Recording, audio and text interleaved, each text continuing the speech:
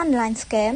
ជនបរទេសជាង200នាក់ត្រូវបានសមត្ថកិច្ចឃាត់ខ្លួននៅទីតាំងអតីតកាស៊ីណូក្នុងខេត្តព្រះសីហនុ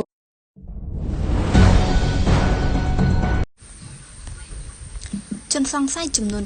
263នាក់ស្ត្រី17នាក់ត្រូវបានកម្លាំងសមត្ថកិច្ចឃាត់ខ្លួនក្នុងប្រតិបត្តិការចោះឆាយឆេទីតាំងអតីតកាស៊ីណូ Galaxy World ស្ថិតនៅក្រុមទី6ភូមិ4សង្កាត់លេខ4ក្រុងខេត្តព្រះសីហនុក្រោមការសង្ស័យថាមានការលួចលបប្រព្រឹត្តបទល្មើសឆបោកតាមប្រព័ន្ធបច្ចេកវិទ្យាអនឡាញ scam ជនសង្ស័យដែលបានឃាត់ខ្លួនទាំង263នាក់នោះរួមមានជនជាតិប៉ាគីស្ថានចំនួន11នាក់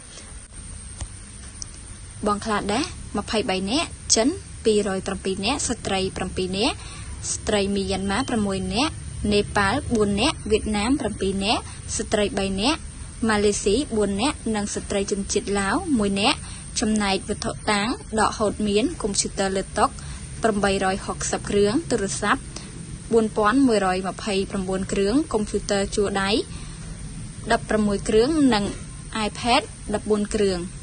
ប្រតិបត្តិការនោះត្រូវបានដឹកនាំធ្វើឡើងកាលពីថ្ងៃទី9ខែវិច្ឆិកាឆ្នាំ2025ក្រោមការសម្របសម្រួលពីលេខាធិការដ្ឋាននៃគណៈកម្មាធិការចំពោះកិច្ចប្រឆាំងបទល្មើសឆបោកតាមប្រព័ន្ធបច្ចេកវិទ្យាកបឆបនិងមានការចូលរួមចំណែកពីអគ្គស្នងការដ្ឋាននគរបាលជាតិអគ្គនាយកដ្ឋានអន្តរប្រវេសន៍គណៈបញ្ជាការឯកភាពខេត្តព្រះសីហនុអាជ្ញាធរពាក់ព័ន្ធក្នុងខេត្តនិងដោយមានការសម្របសម្រួលពីលោក QX គង់ព្រះរាជអាជ្ញារងនៃ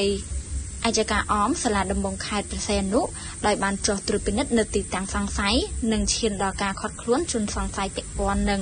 ការប្រព្រឹត្តបទល្មើសឆបោកតាមប្រព័ន្ធបច្ចេកវិទ្យាខាងលើនេះក្រោយការបង្ក្រាបនេះសមាជិកជំនាញបច្ចុប្បន្នកំពុងសហការជាមួយភាគីពាក់ព័ន្ធដើម្បីបន្តច្រាវជ្រាវបន្ថែមទៀតឈានទៅចាត់វិធានការតាមផ្លូវច្បាប់ចំពោះមេខ្លោងនៃការឆបោកតាមប្រព័ន្ធបច្ចេកវិទ្យានេះគណៈជនសង្ស័យនិងវត្ថុតាងត្រូវបានប្រគល់ជូនអគ្គនាយកដ្ឋានអន្តរប្រវេសន៍និងសមាជិកពាក់ព័ន្ធដើម្បីអនុវត្តតាមនីតិវិធីច្បាប់ចំណែកឯទីតាំងខាងលើត្រូវបានបិទបណ្ដោះអាសន្ននិងប្រគល់ជូននគរបាលប៉ុស្តិ៍រដ្ឋបាលសង្កាត់លេខ4ក្រុងខេត្តព្រះសីហនុជាអ្នកគ្រប់គ្រងរងចាំអនុវត្តនីតិវិធីបន្តសម្បញ្ជាក់ថាក្នុងក្របខ័ណ្ឌយុទ្ធនាការបោះសម្អាតការឆបោកតាមប្រព័ន្ធបច្ចេកវិទ្យានេះសមាជិកចម្រុះទូទាំងប្រទេសនឹងចាត់វិធានការតាមផ្លូវច្បាប់យ៉ាងតឹងរឹងបំផុតចំពោះមេខ្លោងទាំងឡាយដែលជាប់ពាក់ព័ន្ធនឹងអំពើឆបោកតាមប្រព័ន្ធបច្ចេកវិទ្យានេះដោយគ្មានការលើកលែងឡើយ។